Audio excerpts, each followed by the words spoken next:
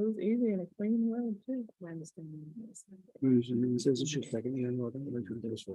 Okay. Honestly, that's when you.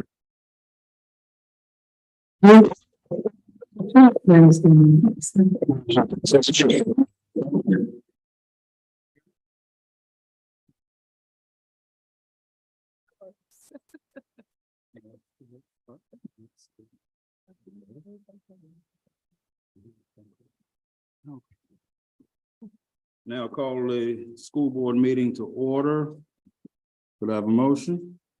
So moved. We're going to. Motion to go into close, yes, sir. Second. Moving proper second, all in favor? Aye. Motion is so carried.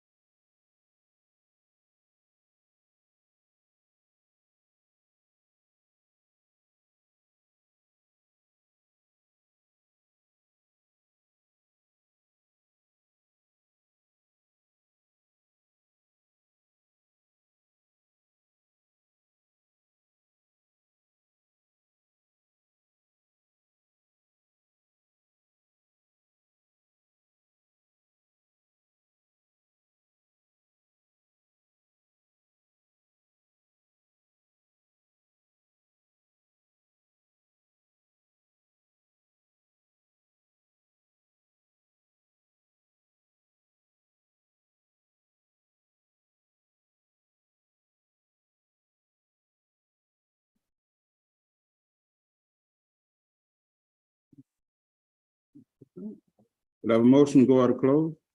So moved. Moving properly second, the chair.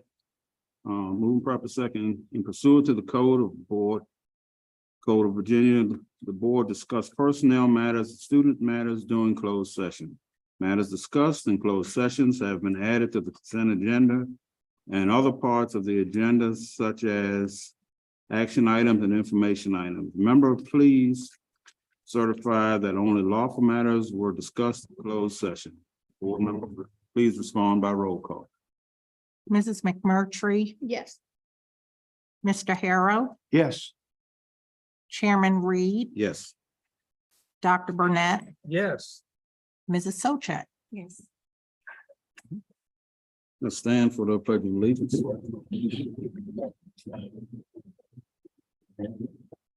I pledge allegiance to the flag of the United States of America and to the republic which stands one nation under God, indivisible, with liberty and justice for all.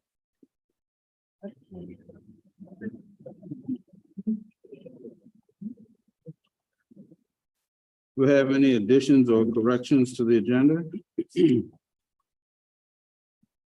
think there are a few items listed, the fundraising request and facilities request. And I request that we move Mr. Schmidt from WHRO up to right after public comment because he has the distance to travel. Okay, it's right after public comment? Yes. Okay.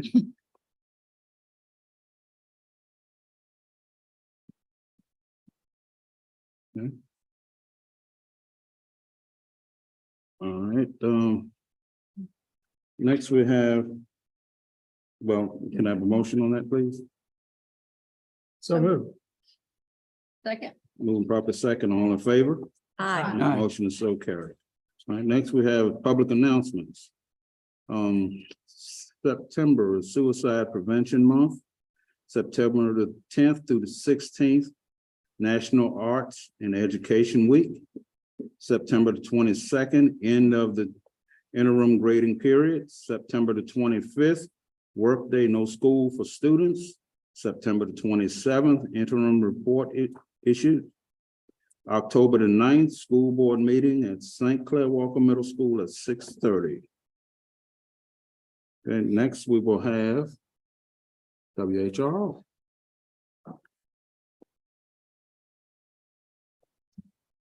Chairman Reed, Dr. Sykes, members of the board, thank you for allowing me to speak with you today. Thank you for pushing me up, although I never mind coming up here, so it's never a problem, never a burden. My name is Bert Schmidt. I'm the president and CEO here at WHRO, and I come to you. That's not, can we switch over to my slide? There we go. So,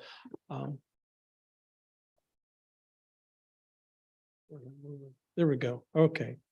I believe each of you have a copy of the 2023 impact statement. I hope that was given to you. Good.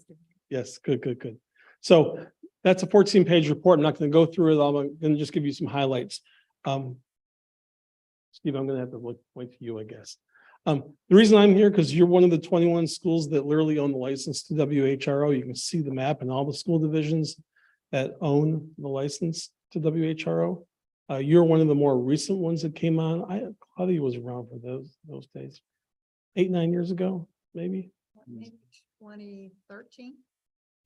10 years ago. Okay, well, so we're the only public media station in the entire country owned by collaboration of schools. So we come together regularly between school board members and superintendents and help do things that can be done in both large schools and small schools equally. So your students get the same access to all sorts of great services that a child in Virginia Beach or Chesapeake might have.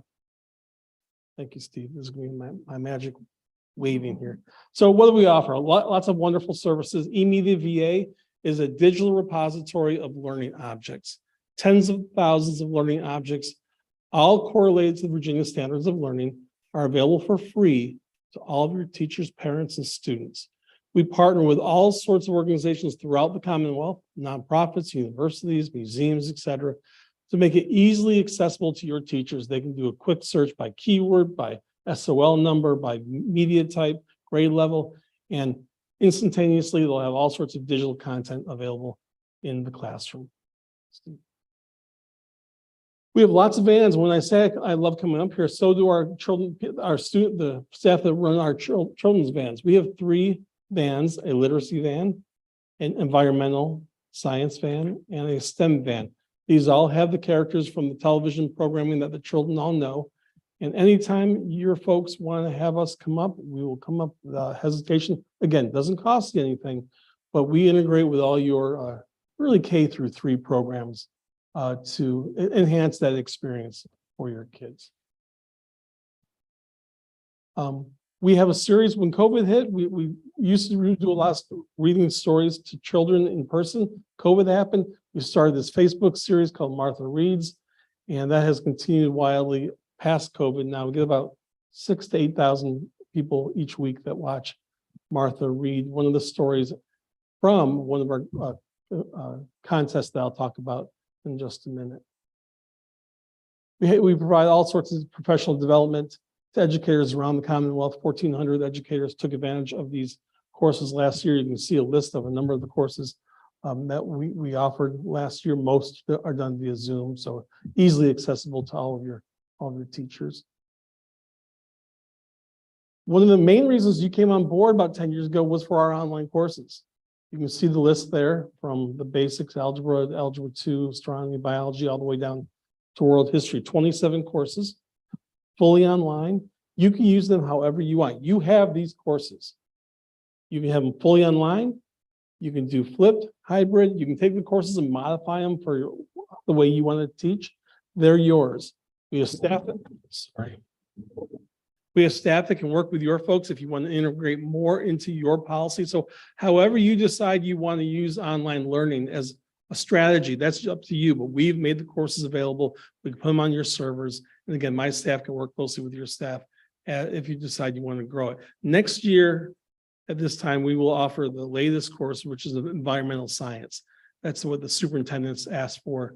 Many schools are replacing earth science with environmental science. So we're getting close to finishing up that course. It'll be ready for next school year.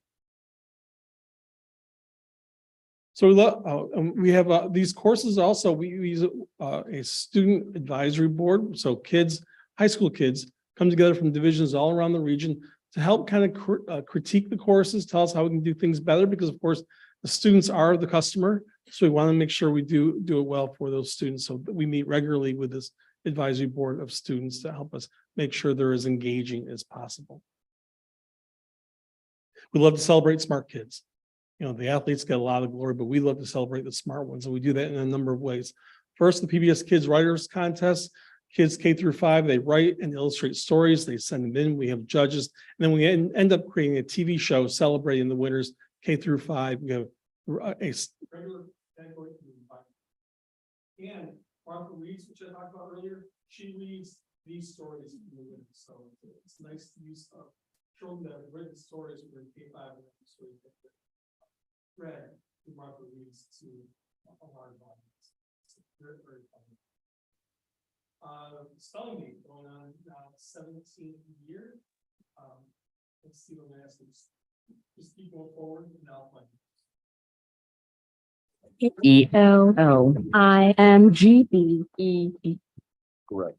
Each year, middle school students from across the region compete for the opportunity to represent our area in the Scripps National Spelling Bee. The stage is set and the competition is fierce. Who will take home the title of Spelling Bee champion? Watch the WHRO Spelling Bee. Watch the spelling bee, April 1st. Watch the spelling bee, April 1st at 2 p.m. on WHRO. Fifth grade, sixth grade compete. You have your local middle school bee. I can project my voice. Middle school kids compete locally. Your winners then come to WHRO for the regional league. Winners the regional league on nationals. So we've been doing it for 17 years, and every year the spellers get better.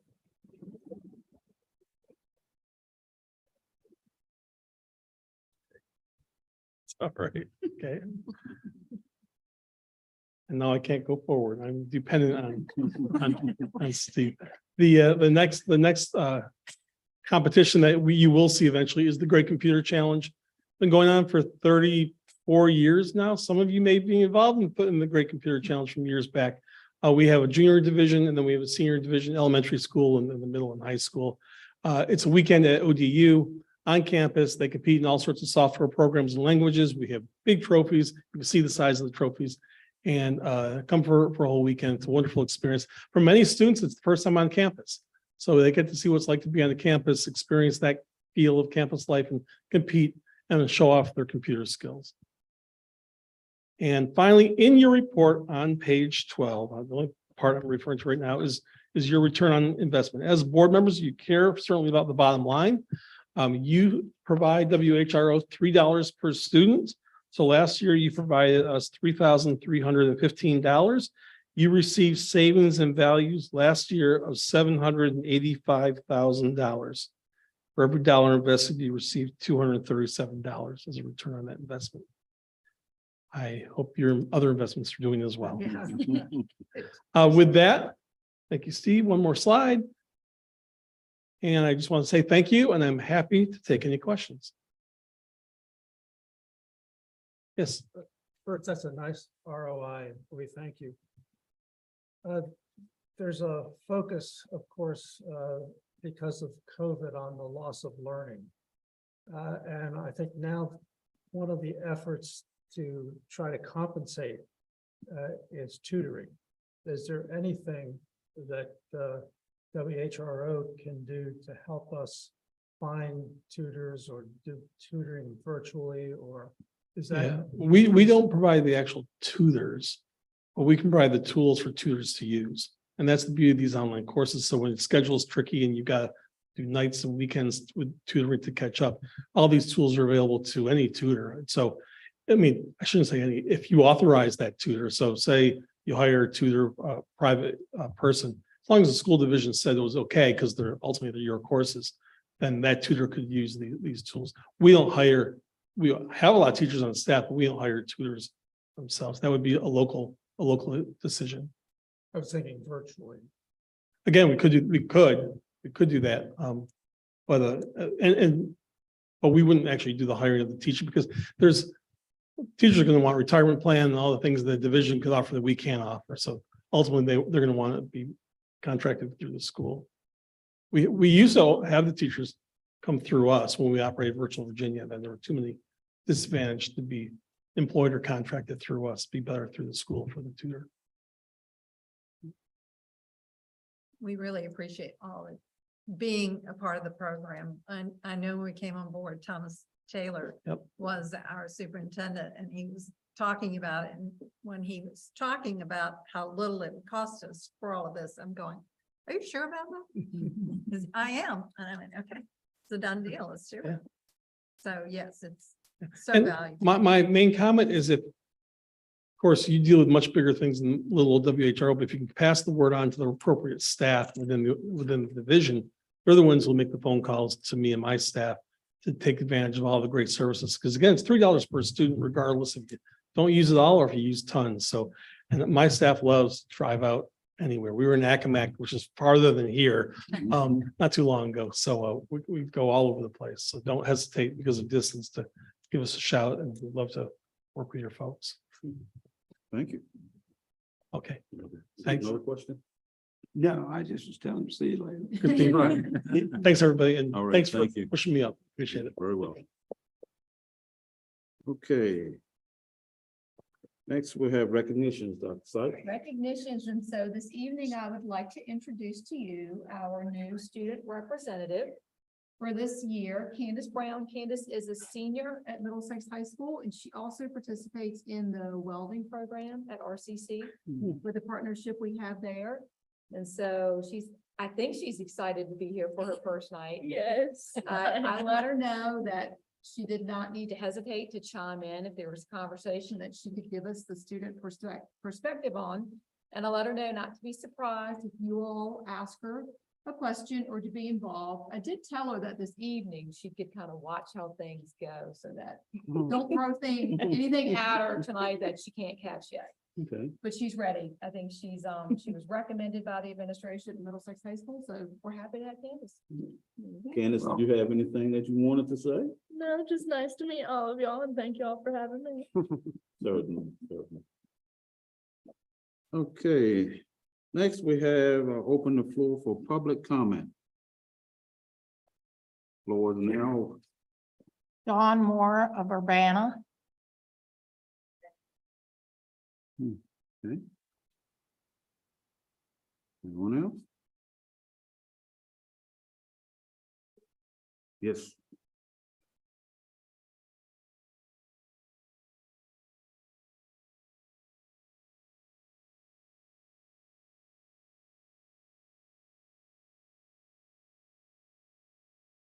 Please state your name and Hi. your. My name history. is Jennifer Campbell and I've had only about a day to prepare these for y'all. So, I'm just gonna be going over with the You could- topic. You could hand them to me.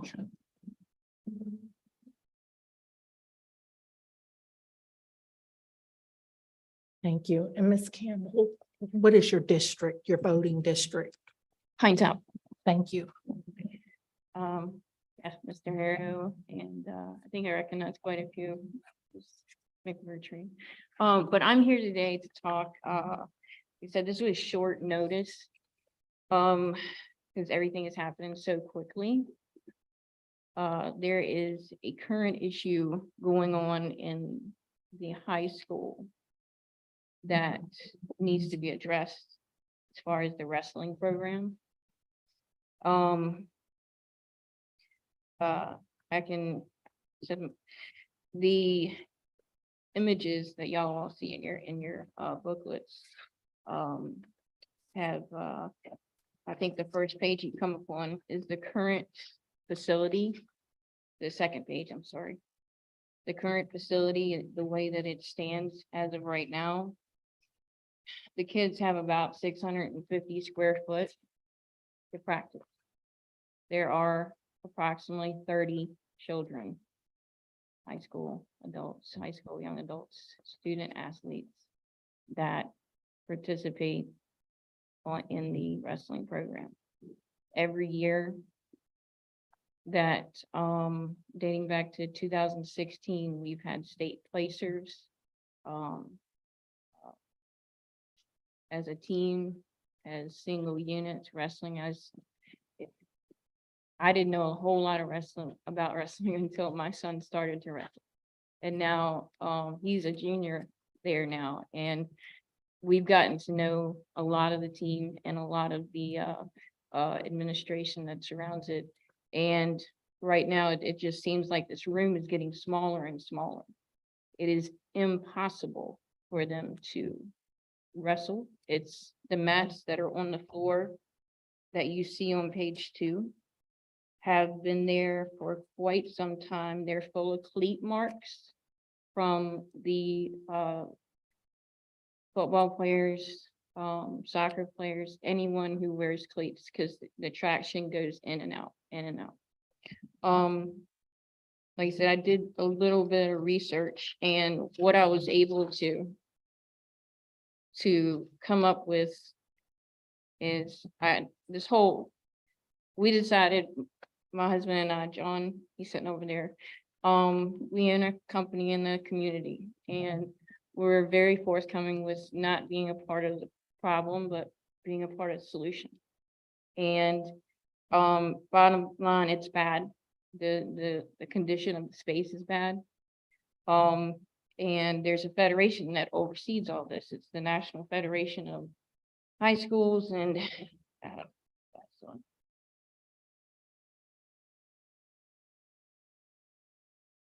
rights. What they do is they oversee the playing rules for high school sports and provide guidance on multitude of national issues. So as I already talked about, one of their requirements is a 38-foot by 38-foot space. And that's around 1,500 square foot, which we don't have. I don't think there's a place up there to have that much square footage. The small area that has been allocated to them is around 650 square foot, as mentioned. The conditions in it don't meet the current standards for all the walls are supposed to be padded all the way around the room. The mats are supposed to be updated to the Dolomer mats, and it's just a specific type that, a lot of it has to do with hygiene. There's a lot of sweating going on in the room, a lot of, bacteria, yeah.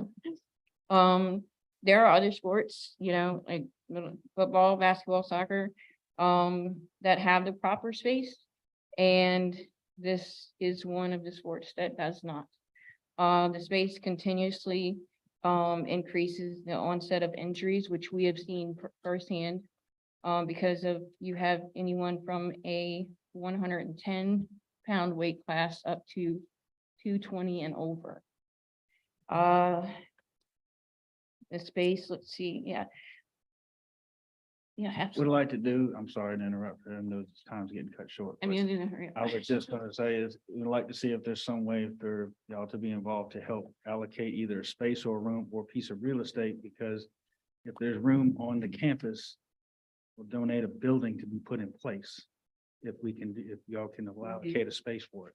Yeah. That way, everybody has their own space, mats aren't getting ruined, nobody's stomping on anything, everything's separated, everything's isolated, individualized for each group. And then that way, this catch-all room that's there now can still be used for that. It is a catch-all room. It is, and I feel sorry for the kids wanted to give it enough time, and I'll bring them back to the next board meeting. They wanted to all write letters to you guys. We've had a lot of state places, a lot of state record holders. You had one kid last year who missed his entire season with a broken leg, but was at practice teaching all the kids every day, helping individualize everything to the sport. He has the most pins in Middlesex high school history and wound up getting a scholarship to Roanoke College, even not even touching the mat for the season. Yeah. And it Yeah, was great unheard of. kids, great coaching staff there, Right. Just like Yeah, to see thank- something help. Yeah. If there's a way to help it. Thank for you. the current space, I don't think there's anything to do like between now and like in a month. Mhm. So the current room that they do have, the one thing that I suggested would be on the last page, like the Okay, ma'am, we understand final page, We to understand. donate that. Yeah, and it will be addressed. yeah. Okay, thank you. Right. No, they can.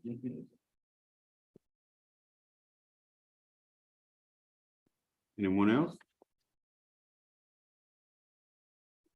Public input is now closed.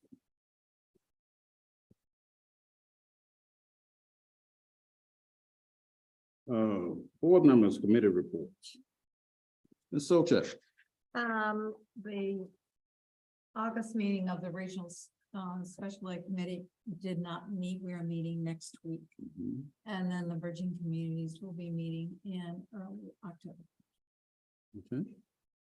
Dr. Burnett.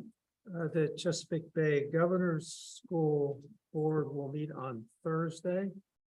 We were also in the process of doing a strategic plan for the governor's school, and I think we're also gonna meet on Thursday for that.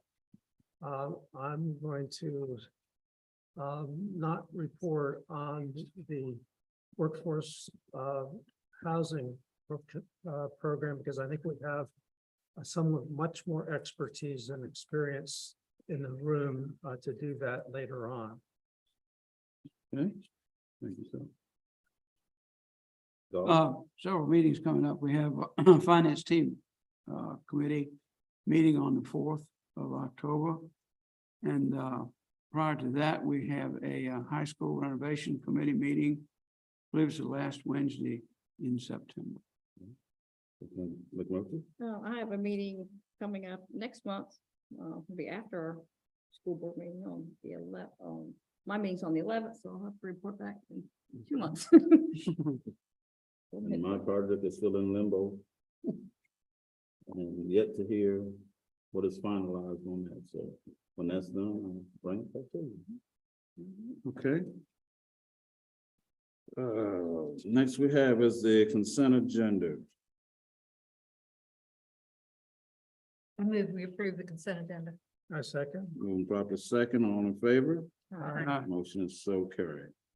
Okay, appropriation request, Dr. Sykes. Yes, sir, and that is on page 22, two items there, the school-based health workforce grant, that's actually a carryover from the last fiscal year. It's a grant from the combination of the Department of Health and Department of Education. And it helps to provide our additional clinic support in our school nurse, with our school nurses. And then the second one is a grant that we received that RCC applies for. We're able to take advantage of it to support one of our teachers becoming endorsed to teach dual enrollment at the high school. So it goes along with our partnership that we have with RCC. Okay. It is an action item, so I move we approve the appropriations request. Second. moving properly second. Any question? All in favor? Aye. Motion is so carried. MES roof restoration, Dr. Sykes. Yes, and so there's several pages that start on page 23, but I'll let you know what they're for. If you remember that the roof restoration at the elementary school is a part of an approved CIP project for FY 24, and that's to restore the EPDM roof at a time where we can restore and are not at a replacement. That is in our budget. It's in our budget for 800,000. This project for this company comes in at around 500,000. Some savings there. We're able to go through boarding and construction procurement to avoid a lengthy RFP process. The contractor is Centennial Contractors, and the roof system is a Baker roofing company, which has a strong reputation with schools. It's been around for decades. Timeline for when they're able to get started is about a 3 to 4 week timeline with no disruption to any of the school day. So I bring this to you for approval for this company to begin that work. Motion, So move. Second. moving properly second. Any question? All in favor? I got a Oh. question. Do we have an approximate time of start? I do not have that. Okay. I just have the time frame. Right. Any more questions? All in favor? Aye. Motion is so carried. Okay, next we have is Middlesex Foundation Workforce Housing. That's Dr. right, and Sykes? I will bring a familiar face to the podium, Mr. Goforth is here. To provide an update, Dr. Burnett also served on the foundation as do I, but Mr. Goforth has the information from when that group first came together on to discuss housing, and he's going to provide those updates. And I had permission to take my towel, but I left it on. I think this is the first time I've had a towel since I left the board. It's really rude. And you know that I'm a golfer, so I'm gonna start, and I do have permission, Yes. with a little golf story. About 4 years ago, I was playing in a state tournament up near Charlottesville and got a hole in one. So I called my wife. I said, I got good news and I got bad news. She said, well, what's the good news? I said, I got a hole in one. Well, what's the bad news? I got to buy drinks for 104 people. And I started with that story because I have, as far as the Middlesex Foundation and the housing project, I have good news and I have bad news and I have some good news. Okay. Start with the good news, which you already know. Your teachers' salaries have gotten to the point that they're no longer eligible for under HUD regulations. So the project that we started, now they would not be eligible for. Bay Aging is meeting periodically with us, and they've estimated that it would probably be 2 to 3 years before they would get that project off the ground. So with the 1% they may get in December, there'll be even more higher. And plus a 2-bedroom, as we had originally proposed, both incomes would count if there are 2 different people living within that. So the bad news is that we are going to have to find something else. Well, the good news is, without meeting with the whole Middlesex Foundation, I understand that. 3 of us have kind of gotten our heads together. So if you'll remember a couple years ago, when I was still on the board, a project was brought to you about downsizing a duplex at the end of the practice field. Okay, and there was a lot of opposition to that site. So the first thing that we thought of, okay, let's find another site and duplicate that. Let's do that. So it became evident that possibly the county has other sites that they would like to get back on the tax roll. I think that's been a discussion at the Board of Supervisors meeting. I'm glad this is an agenda item, so if anytime you got a question, stop me, okay?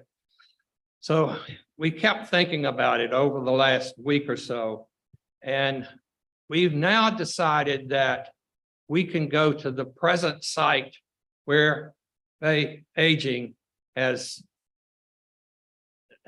not really initiated anything, and they have so many projects that I'm not sure whether it's a priority for them in the first place, but that we can do what we were planning on doing at the practice field on that site. And we can probably do it in stages. We can do 2 units another year, do 2 more units. We've already paid some of the fees for the water to get to that site. We've got to convince maybe Board of Supervisors and the whole board for the foundation. I'd love to hear your comments, whether you feel that we do need workforce housing for county employees, particularly our teachers. And I've had experience with trying to find teaching, places for teachers, all the way back to when I was first in the central office in Westmoreland. And just a little aside, I remember one young man who graduated from Tech. I found him a site where he could live. He married a local girl and still lives in Westmoreland. All right, any questions or comments? Are you thinking along the same lines of cost to the teacher, or I mean, it's gotta be limited to teachers and sheriff's department, is it the same criteria? We've gone far enough that we have some cost estimates, but I'm not ready to make those public until we iron out every detail and present to the whole board. Mhm. And then or somebody can come back and share that with you. We did share it with Dr. Sykes today. She can comment whether she feels like what we presented to her today was reasonable. What do you think? Yes, I can comment. If that's what you're interested in. We did meet for briefly today with just some ideas and proposals of going back to the same location behind the school board office, which is Mr. Gove will share. There's been some work there, so it's not looking for another piece of property. It's not looking at putting housing on school property. I want to make sure that's clear. That's not what was discussed today. And I'm excited about it because, as Mr. Goforth said, we kind of moved ourselves out of the other project we were looking at. And with Bay Aging taking it over, they have so many projects up in the air. They've been able to come to a few of our meetings at the foundation level, but it hasn't been as much of a priority, I think, for that organization as it has been for us. So I think what we discussed today was promising, and that there are some other ideas out there. Again, I don't want to go into details of that because all the boards haven't heard that, but that potentially it would be, maybe not financing on anyone's parts, but it could be a win-win situation both for our teachers, our division, and some of our other community partners. I know that's a little bit vague, but I will say it was promising, the discussion. Yeah, we are going to have to raise some money. That's but we do have some sources that we haven't gone to yet that we feel like we can get some contribution. And I did hear, as we were leaving, one individual is already committed. And I even heard if you can build an athletic field, we can build some housing for our teachers. I just want to Yes, make sure we're talking about the same place because there were two places initially when this started. The first place was behind the school board office.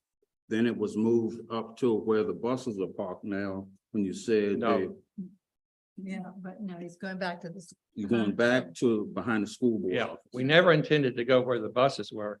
We just wanted to get the buses out of there so they wouldn't be in the, No, I hadn't finished. okay. Where we were, it came up by In where the, Saluda. in Saluda, where the practice field was. Yeah, we're It not was- going there. Okay, Yeah. I just want to make that clear. That's school Okay, property. that was the second place that it was brought up about. Yes, Okay, but so it's the same not going there. idea. It's the original idea behind the school board office. Yes, Okay. but the type of housing that he brought you Mhm. for that field at the end of the practice field is what we want to duplicate behind the school. Okay, all right. Okay. Thank you. Thank you. Mhm. Thank you. Any other questions? Well, do we have your endorsement? We'll Thank you. we'll wait to hear more. Thank you, Jim. Right, let's see. Wait, on the second page, all right. Instructional report, Dr. Bishop. Yes, sir. Members of the board, Dr. Seitz, all schools in the state of Virginia, as you know, have their current assessment scores on the school quality profile from the VDOE, and this was just updated. And these results show that all three schools in Middlesex County are fully accredited. As we have already reviewed these data, and we also reviewed the SOL scores, and we also have MAP data, which is reading and math, reading grades 2nd through 11th grade, and math grades 2nd grade to 8th grade. So all this data, we have continued to reassess our plans for tier 1 instruction. That's instruction for all students. Tier 2 instruction, differentiative instruction to meet the needs of students within the classroom, and also the pullout, and so higher in intensity specialized instruction. And we based our instructional strategies on the science of reading and research-based instructional strategies to improve our practice. We'll continue to drive the reading and writing instruction at all levels. This includes the letters training and continuing letters training 2 for our teachers, and also the developing mathematical ideas through the NCTM. We're on the right track in terms of our professional development and knowing what to do in our classrooms. One item that all of our schools are working on trying to improve overall is improving attendance. This takes a community effort and parental involvement. Our school social worker, Mr. Hostinski, is working with a graduate student intern who will focus her attention on attendance, both proactively and messaging for parents regarding attendance issues. As we know, the mantra over the past few years was, if your child is sick, make sure you stay home.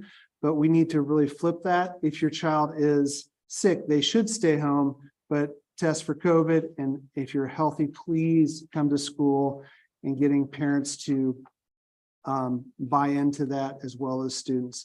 We'll continue to work on foundational supports that promote a positive school culture, continue to focus on supports which establish clear expectations for our students. And we'll work on these together as school board, teachers, students, families, community, to encourage our students to attend school regularly. Thank you. Okay. Next, I'll open the floor again for public comment. Floor is open at this time.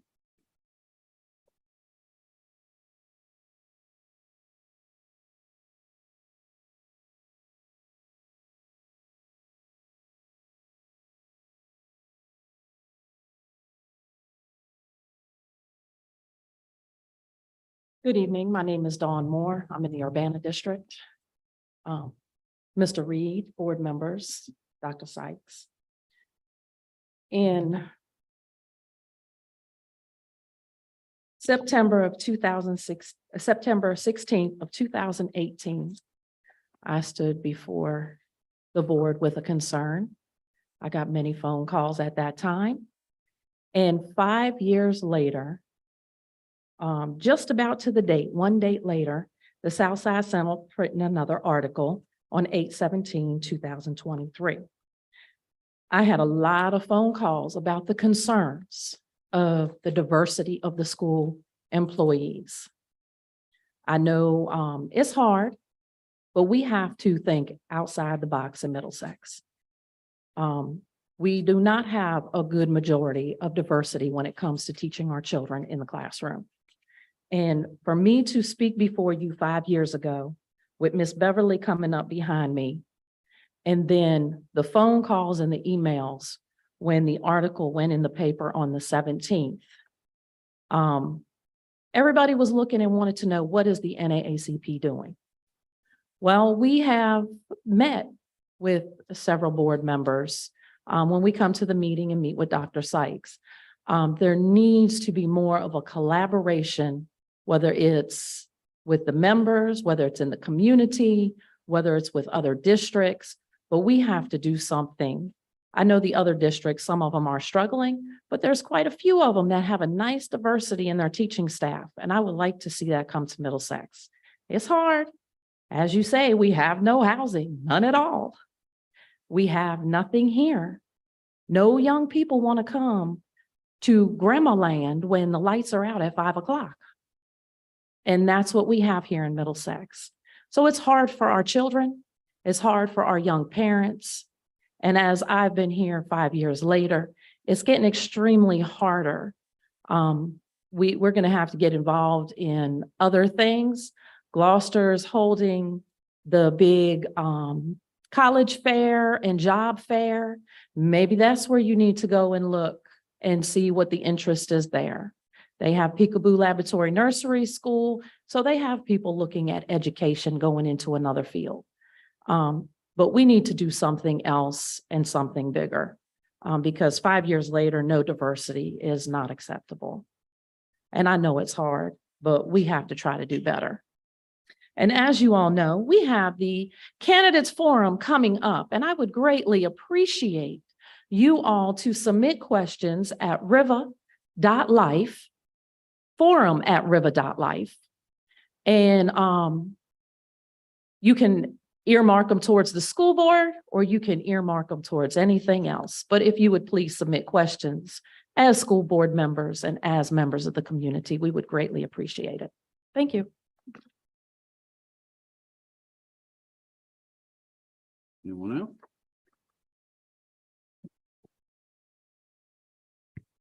Public comment is now closed.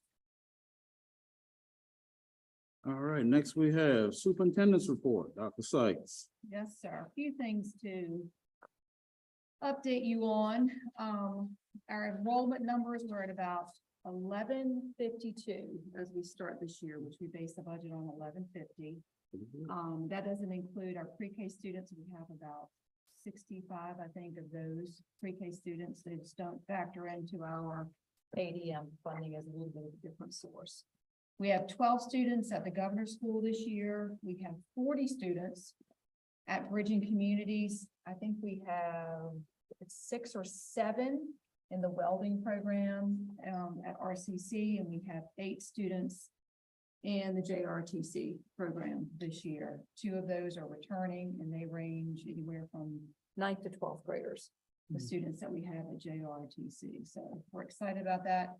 We've had a smooth opening. As you're all aware, we've had the evolved weapons detection system that's in place at all 3 of our schools. Dr. Bishop and I have been to all of the schools, and some of them on multiple days. It's running very smoothly. Everybody's getting into the routine. Students know if they've got large 3-ring binders or Chromebooks, they have to come out and go around the system, but it is not holding up any of our students from getting into their first block classes or the start of the day at the elementary schools. So we've been pleased to see that also. I'll kind of give an overview of information you may have seen recently in the media in the All in Virginia report and action plan from the governor's office. And there's 3 focuses there. The first of which is attendance, which Dr. Bishop has hit on. In his report, I will let you know that last school year, 25% of our students were considered chronically absent, which means they had missed 18 or more days during the school year. So it's definitely a push, not just for our division, but across the state, to get our students into the classrooms. We can't teach them if they're not coming to school. So that's one of the focuses in the All in Virginia report, and they will be providing us a chronic absentee playbook.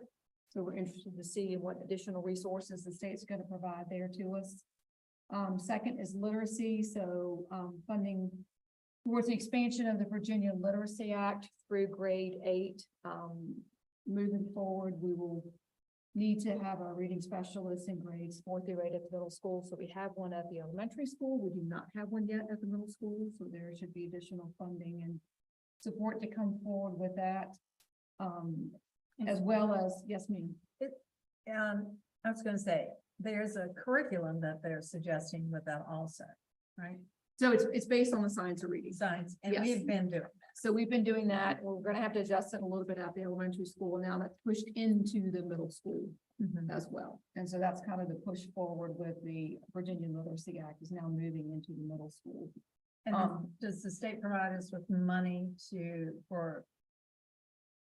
I'm getting a So they head so note they- down. Curriculum? Yeah. All right, go ahead, sir. So they're going to They're going actually, in this new push that just came out from the governor's office in partnership with the Department of Education. There's in the budget that was just passed last week by the General Assembly, there's an additional $418 million that will be distributed throughout the state, the school divisions. I don't know the details yet on what that looks for Middlesex County. But there will be funding that will go towards this expansion in the Virginia Literacy Act to help there.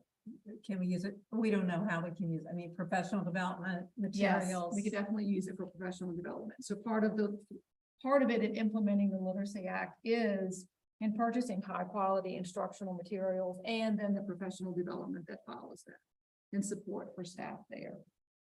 Some of that funding also will go towards attendance. So as we mentioned, what we're looking at with chronic absenteeism, and then the learning loss. Dr. Burnett, when he specifically asked Mr. Schmidt about tutoring, that's a focus coming down from the state level now is intensive tutoring. Our concerns on this end are, of course, where we find the people to provide that, but there will be funding that will come to the divisions in support of resources and people and such. So that's an overview of what just came out from the state level last week, and we're still waiting on the details to know what the funding pieces of it will look like. Also from last week, I mentioned about the state budget. I don't think that it's gone before the governor, or I don't think the governor has voted on it yet. But you may have heard that there is additional compensation for SOQ funded positions for schools and then also for other government employees. I would say that we don't have the details on that yet either. We're waiting on a new calculation tool that will come out from the state because some things went up, but some things also went down a little bit. And so we have to make sure we know what all of that funding looks like because we do already have an approved budget for FY24. So you're not looking at writing a new budget there. So that's just an overview to let you know that we're aware that the General Assembly passed something, but we don't know the final details on that yet. As I mentioned, or as Mr. Harrow mentioned in his report, we're working to schedule a finance committee meeting, which is composed of members of this board and members of the Board of Supervisors for October 4th. Last thing I would just mention as, and this is just to give you additional information about the picture that was referenced in the Southside Sentinel. Yes, it was a beautiful picture. Unfortunately, it did not include all of our employees, and we did have employees missing. That would have shown that everyone did not look the same necessarily in that picture. There was one that was in a meeting, one that had to leave for an emergency at home, and one that was not present when the picture was taken. So unfortunately, it does not show all of the hires for Middlesex County Public Schools. for this year. And so that's everything I have for this evening.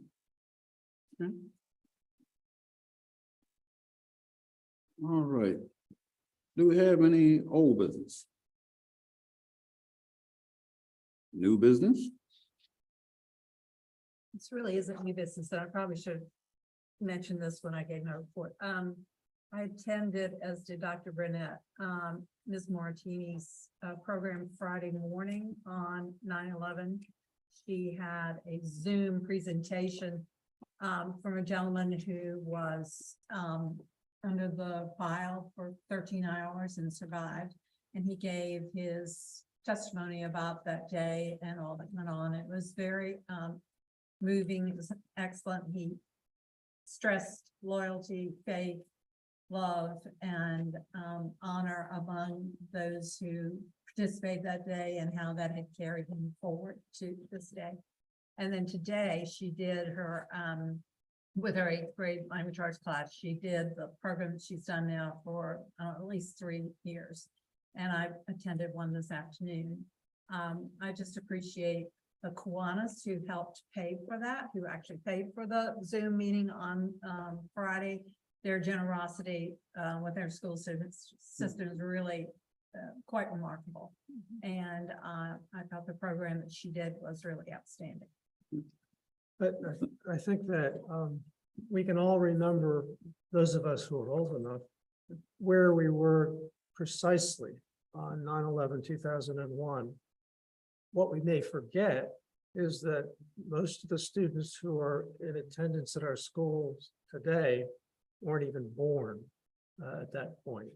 Or if they were too young to really remember at this point. And so what I think Ms. Martini has done is to not bring a trauma back to these kids, but to give them a sense of pride in the country that we live in, and a sense that everybody in the world does not like the United States of America, and we need to be aware of that. So it's a realistic, but also a patriotic, I think, impression that I was left with.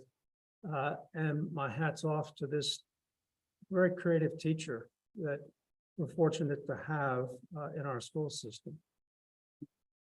And with that being said, I was actually at home that day when it happened. And I was in my bed sleep. I had worked at midnight and I was in bed sleep. And my phone rang and it was my wife and she said, "Have you seen what's going on?" I said, "No, I have no idea what's going on." So I turned the TV on and my heart dropped.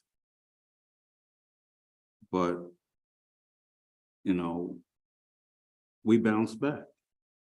We continue to fight.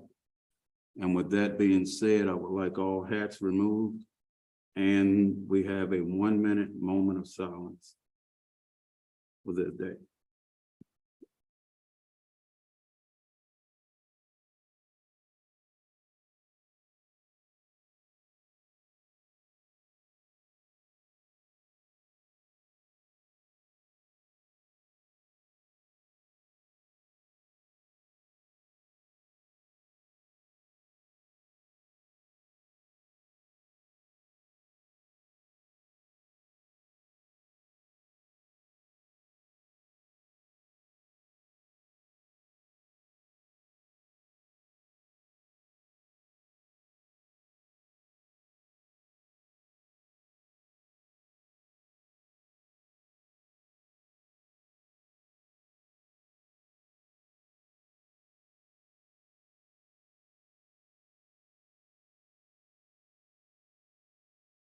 Thank you. Okay, we went through the new business, okay? We need a motion to adjourn. So moved. Moving, we have a second? Second. Moving properly second, all in favor? Aye. Aye. Motion is so carried.